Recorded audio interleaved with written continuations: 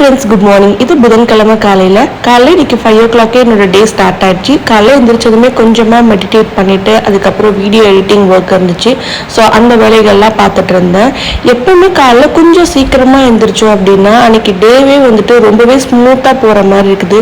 இதுவே நானும் பாப்பா கூடவே சேர்ந்து இருந்துருச்சு அப்படின்னா அன்னைக்கு டேவே ஒரு மாதிரி ஹரிபரியாக ஓடிக்கிட்டே இருக்கிற மாதிரி இருக்குது. டே ஃபுல்லாகவே ஒர்க் பண்ணிகிட்டே இருக்கிற மாதிரி இருக்குது.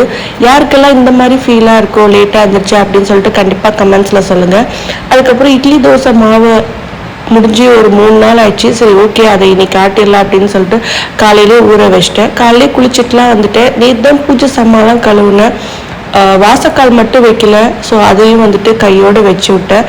வாசக்காலுக்கு அழகே அந்த பொட்டு வச்சாதான் எவ்வளோ அழகாக இருக்குல்ல. ஸோ எனக்கு இது ரொம்பவே பிடிக்கும். அதுக்கப்புறம் காய்கறியும் முடிஞ்சிச்சு. ஸோ ஹஸ்பண்டை கூப்பிட்டு போயிட்டு பக்கத்தில் உள்ள கடைக்கு போயிட்டு காய்கறி எல்லாமே வாங்கிட்டு வந்து ரீஃபில் பண்ணி